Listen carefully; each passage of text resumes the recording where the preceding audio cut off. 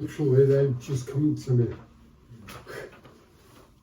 They might need some change, but I've literally just... Sometimes we are made, sometimes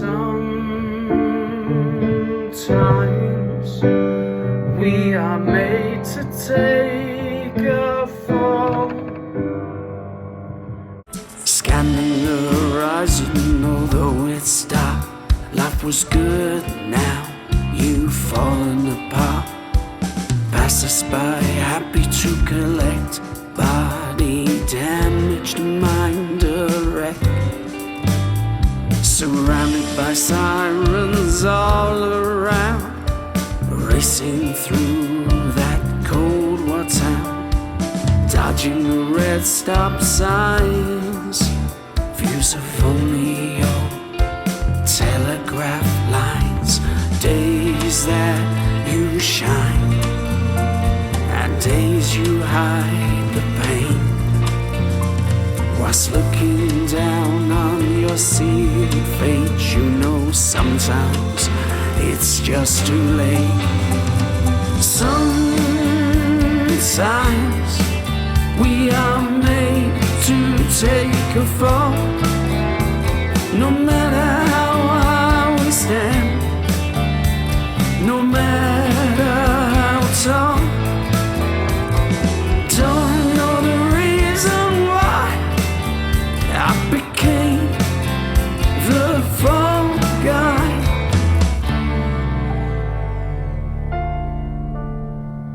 Protocol is the echoed word as they depart and disperse. Trolley dashed a white coat room, all over way too soon.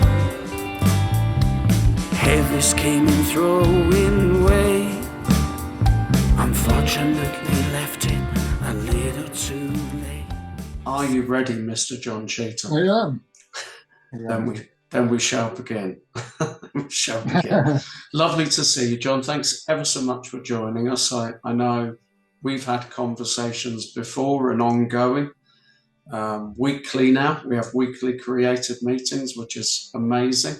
How are you doing today? You okay? Yeah, fine. Great, thank you. You? Yeah, I'm good, thank you. Yeah, I'm good. It feels like a real... Yeah, I know it's a cliched thing that people say at times, a journey. And since I've met you, it's been an absolutely incredible journey. We'll talk about some creative works that we're involved in the midst of at the moment. But before we do that, I wanted to spend a little bit of time with you sharing, for those that either one don't know you, and also those that perhaps do know you, but share reminders of how you've arrived at the place you're at now. So here you and I are. What's led to this moment? An overview of your life, if you can, please, John. Okay, so born in Bradbury, Stockport. Moved to Blackpool when I was about 8 or 9, although had to keep going back because there was no room at the school for me here. So started school at 10 in Blackpool and then went on to Warbrick High School. Parents split and I ended up back in Bradbury for the final year of high school, and then Salford College, and then after college brought me back to Blackpool. Just to pause there for a minute, John. That's already a bit of toing and froing. Okay. As much as you can remember, was that quite unsettling for you? Yeah, totally. Yeah, I don't know whether it was a racism issue. Now, there is evidence that my mother was born in Brazil. And as a young child, I had lots of problems with the primary schools. Yeah. I ended up going to 4 primary schools. Wow. Which is completely unsettling for a 5, 6, 7-year-old. In fact, it came to a head when we sold our house and bought the house next door. And the school used that as an excuse for me to no longer go there, and I had to change schools. Wow. So it shows that, yeah, problems were around, but more hidden in them days. So the 4th primary school was Devonshire Road in Blackpool. So that affected your education, of course. Totally. Of course. Which is incredible, which we'll come to in a moment, that you are the phenomenally prolific writer that you are. There's a great encouragement. There's a great message already. Education is important. It does matter, but clearly you're another example, as many individuals are, that it's not everything. It's not that the rest of your life now is gone because, you had a troubled education, because you're proof of that. Yeah. So what happened then, John? So there was kind of a bit of... So Devonshire Road and then Warbrick Hill in Blackpool. And I was there till, what was the old 4th year? Oh, yeah. So my parents split when I was 13. I was at the 4th year at Warbrick, but my dad and his parents decided that we were all going back to Bredbury. Right. So I was doing 8 O-levels at Warbrick and got transferred back to Bredbury High School for my final year doing HCSEs. Wow. Because they'd not assessed me. Wow. So again, right throughout, primary school, right through to comprehensive secondary school. So when you entered into the world of work, what happened beginning of that for you? But so you left school. After college in Salford, I became a chef, and I was chef at the old Castle Casino. It's now a John Cheetham Casino on the prom near Norbrick, built like a castle. Yes, I know.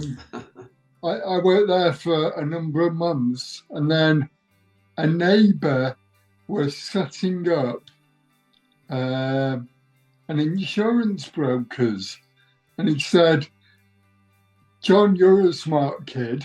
I could do with a bit of help at the insurance brokers. Do you fancy a role?" So that's what happened. That's how I got into insurance broking. Was that all type of insurance? Was that vehicles?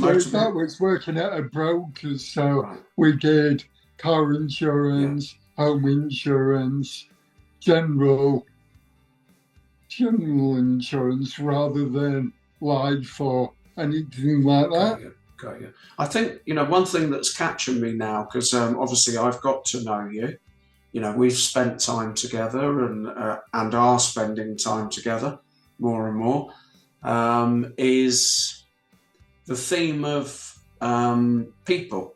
And I know most jobs involve people. I know that. But already you've mentioned being a chef, you've mentioned insurance. So customers and people and having a way with people, which I definitely have seen in you very, very much, your creativity, but also your connection ability. Yeah. You've got a way of connecting with people.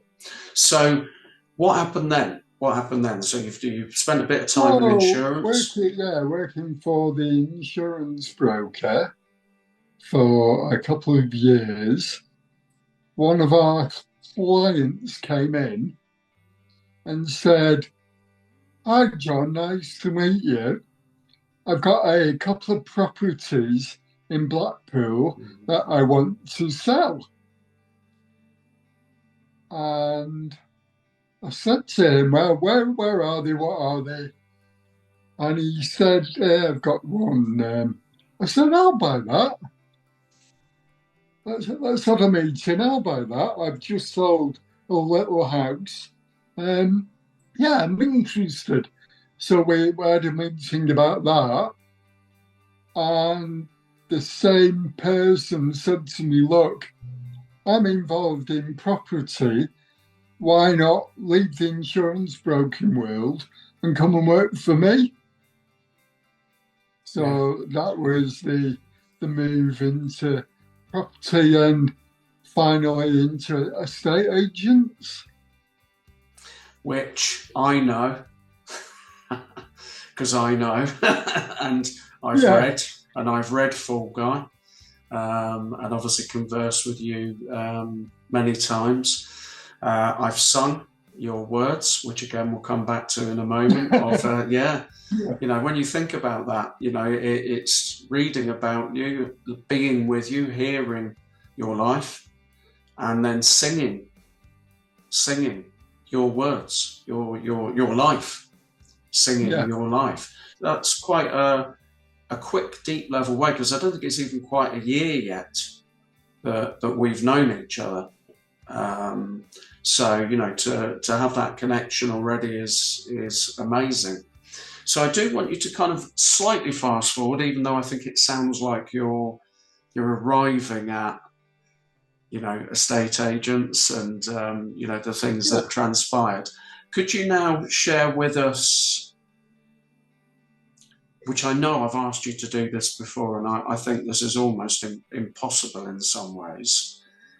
Give us a bit of an overview, but go a little bit more into the full weight of the experience of what happened to you with one particular property deal in Bulgaria. Okay. I'd been working for the estate agent for about 12 years. And I was, in the old days, estate agents opened every day. And one particular Sunday, it was blowing a gale, it was howling, raining, horrendous. And I was sat in the estate agent's office waiting for 4 o'clock so we could close. About 10 to 4, a lady came in, wet through, completely dripping wet through. And I said, "Oh, I'm sorry we've got this weather for you. I'm John, how can we help?" American accent. So I said, "Look, it's horrendous out there. Sit down, I'll make you a cup of coffee. Let's have a chat." So I sat down, made her a brew, we had a chat, and she was telling me that she'd been given a promotion to go and work at a power plant in the Kirkham area. She was overseeing a part sale of that business, and she'd been brought in from New Jersey to do that. She said to me, "I'm trying to find a 4-bedroom house for me and my husband." So me being curious, I said, "Well, why 4-bed?" She said, "Well, I've got 2 bedrooms full of clothes on a ship on the way here." I said, "Oh, okay." So flicking through what we had to rent, I said, "Oh, I've got one here that might work. Probably suit you well." there's parking, it's detached, it's a quiet environment, you know, keep yourself private, it's on a gated road, etc., etc. Oh, okay. Can I have a look at the house? I said, yeah, of course. When would you like to go? He said, 5 a.m. in the morning. 5 a.m. And I was thinking, well, I've got a potential of a good client here. Let's see what I can do. So, yeah, I said 5 a.m.'s fine. No problem. That's dedication, John. Wow. Yeah. Wow. Here's the address. Yeah. I think it's better if I meet you there rather than meet you here. She said, well, I'm staying at the Marriott in Preston because it's near the company and they paid for that. She said, will I be able to get there? I said, oh, yeah, just get a cab and there's the address, there's the zip code or postcode. I'll meet you there. Sure enough, 5 a.m. in the morning, I'm there, and she turns up. So that led to again, I know, obviously I don't know moment by moment, but I have read Fall Guy. That, of course, led to a connection with her husband. Yeah. And then that moved forwards, because we'll move forwards now to, you got to know them over a period of time and him over a period of time. And then tell us a little bit now about this specific deal, so to speak. Also, I want to just quickly say, because it's jumped into my mind, the names, the majority of the names in the book have changed. Yeah. And there are, of course, reasons for that in terms of safeguarding as well, because when you share what you're going to share in the next few minutes, I think people will understand then why I'll be a bit careful about mentioning some of the names of the people involved. Share what happened next, please, John. Okay, so husband came in the office every day, louder than life, typical, well-rounded American guy. Every day, came in, gave him a coffee every day. John, I've got a friend who lives in Latvia. I said, okay. So like we all have friends in Latvia, don't we? Like you do. Like you do. Yeah, and he said he's had a bit of an issue with some property he wants to buy or deal with. Would you mind going? I said, look, if we're paid, I'll go. So you're going to get paid, John. I'll make sure you've got a hotel, blah, blah, blah. I would like you to go at the end of the year, so like in December. So I said to him, look, we're going to be over there New Year's Eve. Can I take a couple of friends and we'll have like a New Year's Eve weekend? Oh, yeah, fine. So 3 of us flew out there. The 2 that I was with did their partying. I went to meet his friend. We ironed out the issues. In fact, I put him in front of somebody who eventually rented the building from him, high profile. So he was happy. We all flew back. We all got paid. Everything great. Happy days. And then about 3 months later, he was in the office, normal. John, there's a piece of land in Bulgaria that's come for sale.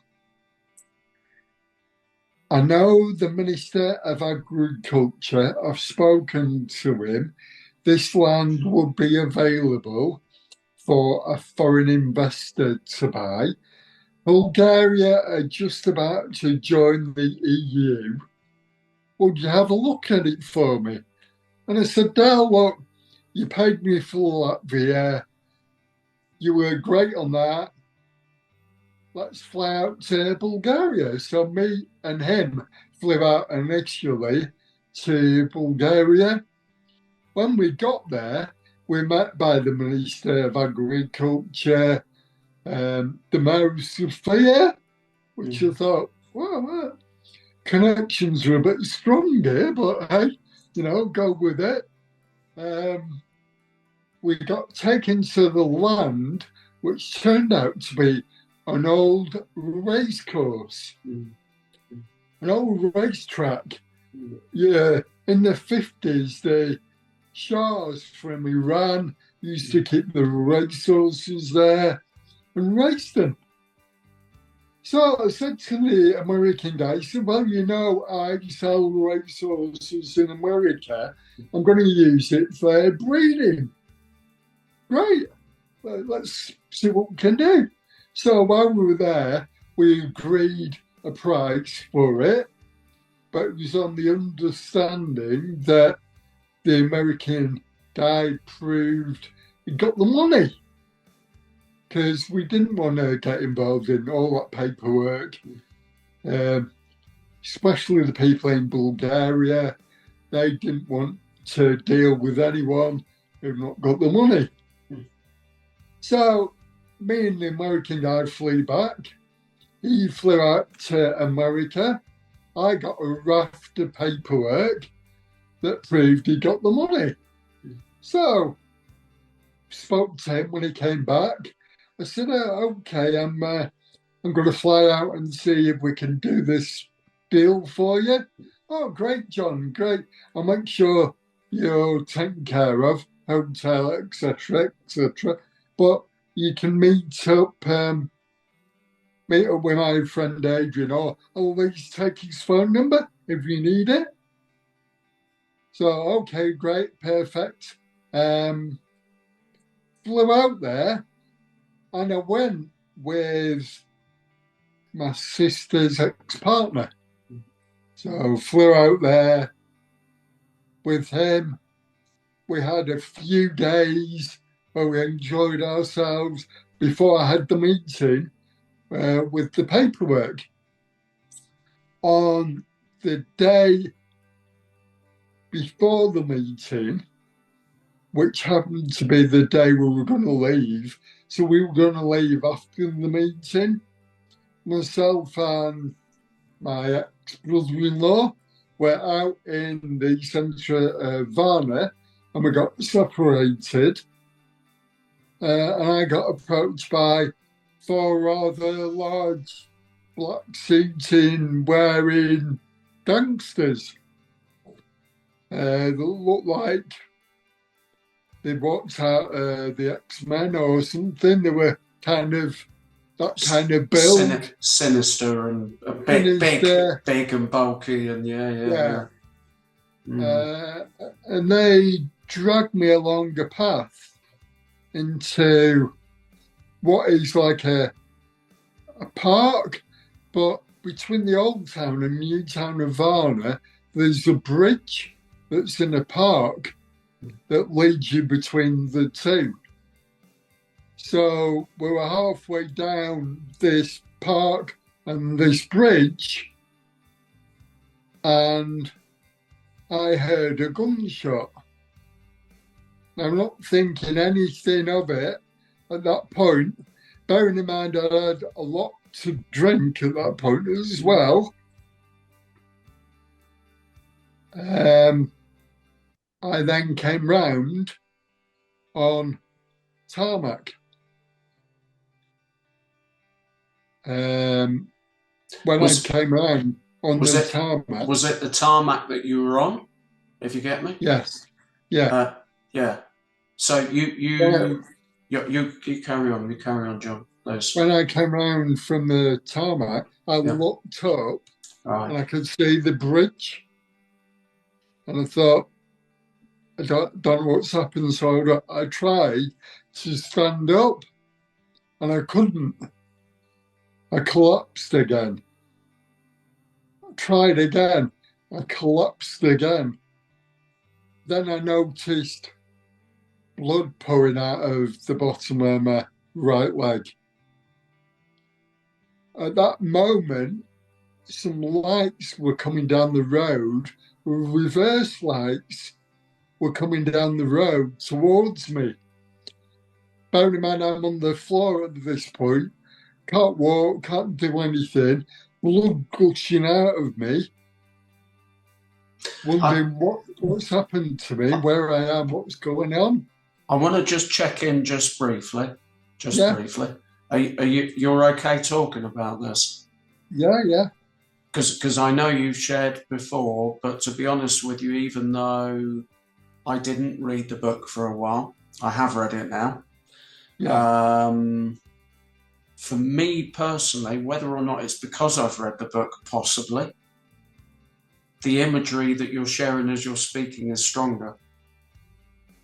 Yeah. So that could just be the way that I'm now aware of, more detail, which there is in the book. The song Fall Guy, the emotion of Fall Guy. Yeah.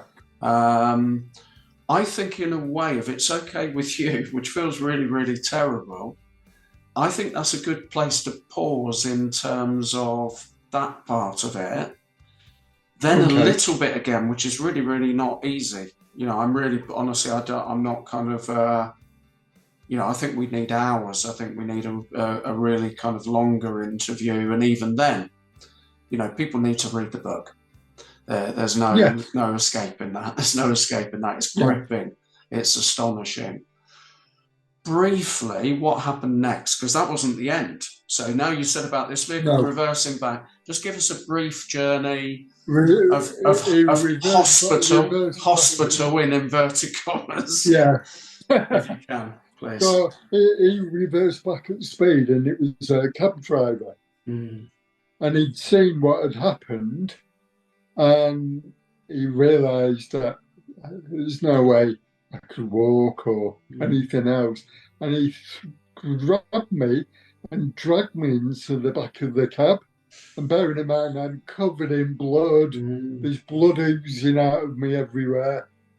He drags me in the back of the cab and says, where are you staying? Where are you staying? Did you realise now that you've been shot? No. Still not? Right, wow. No. Wow. And like you said, you'd had a bit to drink, and pain works in different ways. So yeah.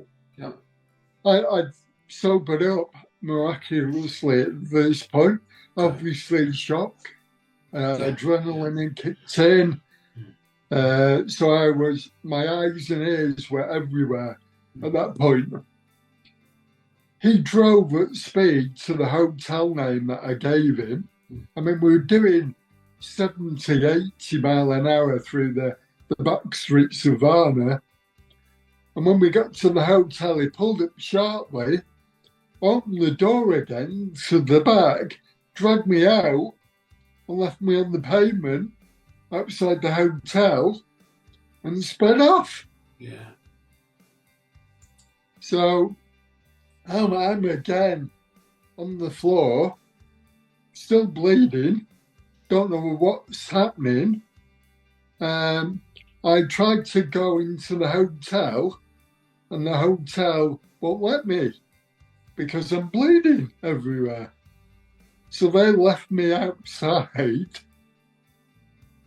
of the hotel on the floor, on the pavement, and they must have called an ambulance rather than, certainly it wasn't me, but about 10 minutes later, an old ice cream ambulance arrived. One of the old 1950s ambulance vehicles. And I was dragged in there and taken to look like a workhouse. If you can imagine a Victorian workhouse building. To me, it looked sinister. So let's pause there, John, because again, the detail of what happens after this. Yeah. Stick with me in this. Yeah. People need to read it to believe it. Yeah. So I think I want to just say that again, because I want to explain that. That's what's coming to me now, right now in this moment. People need to read it to believe it. You can understand why people could feel it's unbelievable, but it is. Every time I've heard you talk about it, this is 100% what happened, totally. But it's more, people have to read the detail of that to get the fullness of it. And that's unusual. That's actually unusual to have to read something to get it, because then I think there's a different kind of way of absorbing the information, and then people can step by step, the events that happen that followed. So I think we're going to leave it there, which is almost, I say this very, very firmly, tongue in cheek, a bit of a cliffhanger. But people have got to read the book, because what happened next, when you went to effectively this workhouse, and I can't even use the word treatment that you received is absolutely astonishing, astounding, never known anything like it. The fact you're still alive is incredible. So you've taken that, all of that, you've written that with incredible courage in Fall Guy. You've faced the experience you had, and remind us of again when that was, time-wise, how long ago was this? 2005. 2005, yeah. So just before Bulgaria were allowed into the EU. Okay. Then there was recovery, 4.5 years to walk and talk again, and that's again a throwaway phrase, all of the pain that was involved in that. You've taken that, you've written about it in the book Fall Guy, which is available, John Cheetham poetry.co.uk, and there will be links here and in other places for people to order the book. Strongly recommend it, because it's living, breathing proof of the immense things people can overcome, because it's astonishing. You've now taken that and you've turned that into the book. And now you've taken it a step further, where now we've started creating a soundtrack. So we've released the song Fall Guy. We're just about to release the song Cry. Can you tell us just a little bit about Cry? So Fall Guy's already out, which is effectively the single soundtrack of the book. Cry. Tell us just a little bit briefly about Cry, please, John. So I'd worked for an estate agent at 13 years at that point. And over my 13 years, I'd been in many, many houses that don't feel right. That there's something about the house that doesn't quite feel right. And then with my own experience, which again is in the book, but part of the journey with me being thrown over a bridge and beaten up and hospital and blah blah blah is I lost my house. I spent that long on crutches, that long working for an estate agent that didn't appreciate me, didn't appreciate what I'd done, didn't appreciate what I was going through. I lost my house. And the song Cry is a journey of losing my house, but also my story of going in property that doesn't quite feel right. Whether there's been something happened in that house. I mean, England's, we've got property that's 500 years old. Certainly I've sold houses that are 400 years old quite often. So a lot of things have happened in that property.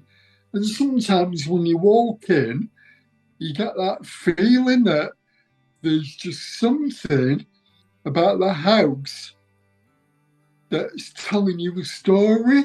I completely get you. Completely get Yeah, you. so that story is me losing my property because of the incident, and me experiencing all the property that I've been through over the years that doesn't quite feel right. Wow. That's absolutely fantastically summed up, John. Amazing. And the emotion of a place and the emotion of memories and the attachment of those with a building, your own home, not your house, your home, yeah? The emotion of that and the emotion of the building, yeah? And the cover artwork is you standing outside that property. Yes. Winkley Square, which is absolutely incredible. So Cry is amazing. I definitely know, John, we're going to be doing this again. We've got to, because there's so many more songs to share, so much more, which is the soundtrack of the book. Yeah. A parting message now, if you can. So I think we're going to be together again in a 3-4 weeks' time, because we know we've got lots of releases coming up as well. But Cry is available. Cry is available officially on the 16th of February. So that's on its way. Talk a bit about, just briefly, the book to film. Okay, so a number of people have come forward to me and read the book and said, John, that should be on TV, should be on a film. You need to do this. You need to get it on the big screen. So many people need to watch this. So I've had a couple of people, one famous person from the South has come forward, one famous person from Fleetwood has come forward and said, John, it needs to be on a film, you need to do this. I'm going to do all I can to make sure this story gets out there. Great. And that is happening at the moment. And that's why the soundtrack comes in, because I believe that for it to get to a film, for it to get to TV, it needs a soundtrack. Totally. John, I'm sure that would help anyone. John, you've done so well. You've done incredibly well, because we've got a lot going on and people can be involved. That's what we're doing. You know, I'm with you all the way. I'm with you all the way, my friend. I really, really am, because I'm so passionate about your life being told and being seen on the big screen. And the soundtrack and everything is adding to that, and people will be able to be involved. So, John, it feels time with you isn't enough, because there's so much. You said to me once about writing 100 songs a year, and I've achieved that close to myself. And then I thought, I've met somebody who looks at creativity the same as me, and we've written so much, we're working on so much. As I just said a moment ago, I'm with you all the way in the book to film project. Fall Guy has released the song, Cry has released the song, there's more coming, we're recording them at the moment. So the book to film, you've mentioned some people kind of are aware of what you're doing, some big people. I'm with you. Any other thoughts on the book to film? Any other thoughts on how this is going to happen?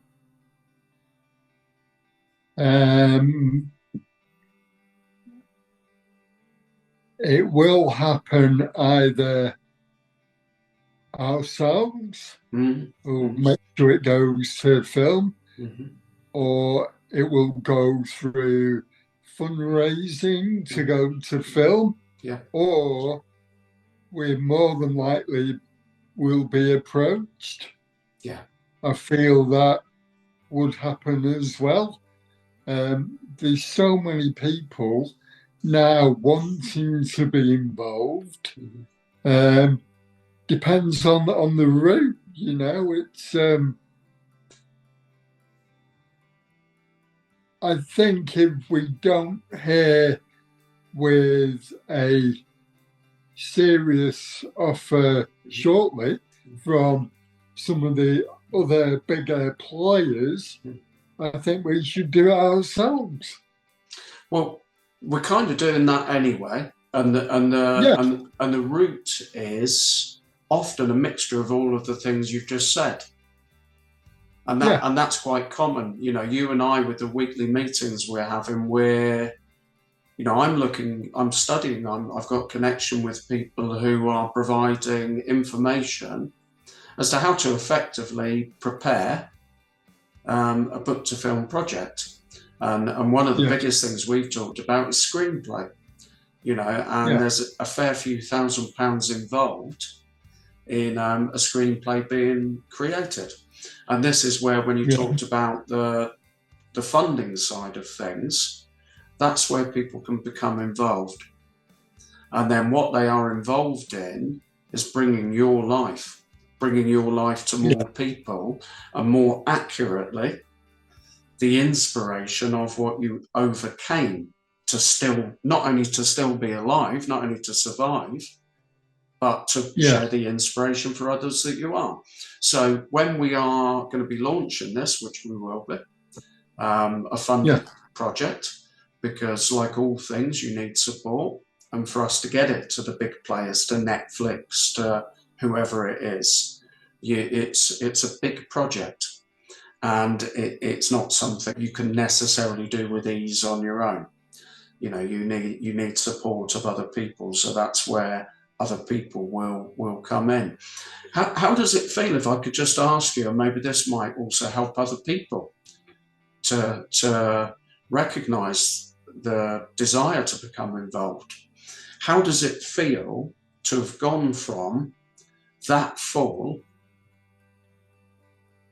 to now thinking you are where you are now, and we are having a discussion about taking what happened to you and the traumatic experience and converting that into a film? How does that feel? Yeah, that feels amazing. But I'm always been a believer of that my story should go beyond me. I know I'm blasé about my story, but that's my mechanism of protecting myself from everything that's happened. So I'm kind of, I got shot, blah, blah, blah. I'm you know what, I'm like that. I do. That's how I deal with it. Yeah. But that is my own protection of dealing with it as if, well, for me, it wasn't serious for me, I've got that in a couple of the songs that are due out.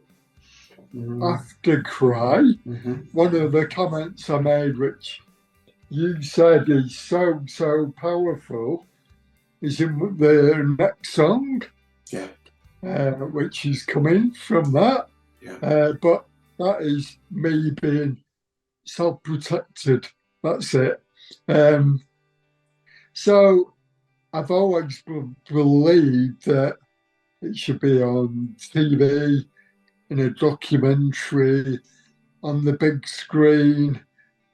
And thankfully, I'm not the only one that believes that. Great.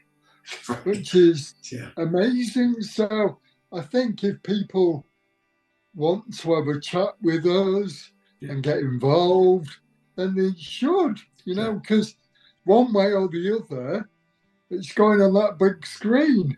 Absolutely. Even if I have to go out and buy a film camera myself and fly to Bulgaria. Oh, wow. I would do. Wow, I know you would. I know you would. And you know what, John? I know I'd be with you. Yeah. So, I've got 100% belief that it will happen. And then therefore it will. And the good news is as many people as want to be can be involved in that. And we're going to be sharing details about that soon. We're forming those details as to how people can be a part of the project, and also what they can gain. Not only, I think it's enough to be, to be involved and to support it. I think that would be enough, but we're wanting to give back, something creatively for each individual who supports. And I'm going to spell it out because I think it needs to be ultimately financially. Because to get an operation like this, a venture like this, a project like this off the ground, we're going to need financial support with regard to screenplay, promotion to, the players of Netflix, etc. So sponsorship, it's a word I love personally. Investment's another good word, but sponsorship. We're looking for people to sponsor this project. And I love what you just said. My story, I always wanted it to go beyond me. Yeah. Something like that, and I think that's so powerful. Concluding message, John, concluding message you want to share with people listening, people watching. What would be a message you'd like them to take away? People in life have been through, thankfully in England, not so many people have been shot, but people have been through traumatic experiences which, in one way or another, for them as individuals, is probably far worse for them than being shot. So what I say to people is, what I always say to you is, Winston Churchill said, if you're going through hell, keep going, because the hell will disperse, it will go. Providing you keep going long enough, that hell will dissipate, it will go. And also, everyone who's been through a traumatic experience has seen dark days. They've had really, really dark, depressing days from that experience. But the brightest star needs the darkest night. And if they keep that in mind, then they'll get through this.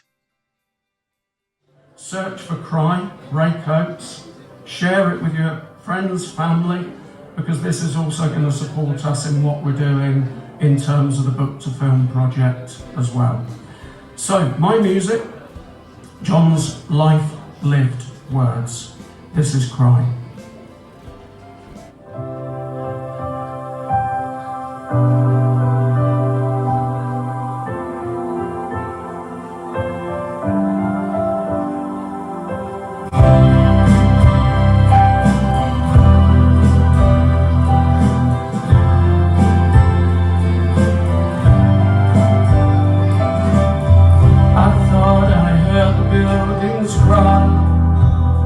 As I casually walked on by, on my way to meet a friend, first thing she said, get those thoughts out of your head, I want this now to end. Go and smash them blessings, seek out those opportunities, open up that lonesome locked door, just like you've done for years before.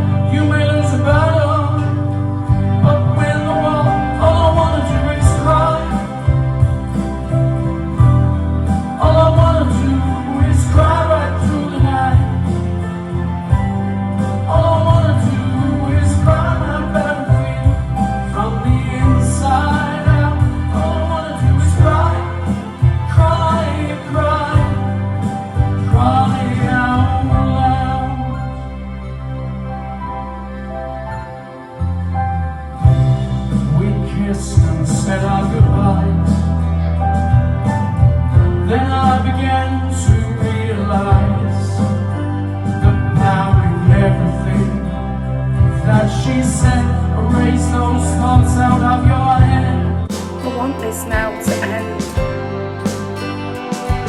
So I went and smashed down those ceilings, sought out those opportunities, and opened up that lonesome locked door, just like I'd done for years before. Remember, you may lose a battle, but win the war. All I had to do was cry. All I had to do was cry right through the night. All I had to do was cry my battlefield from the inside out. All I had to do was cry, cry, cry, cry out loud.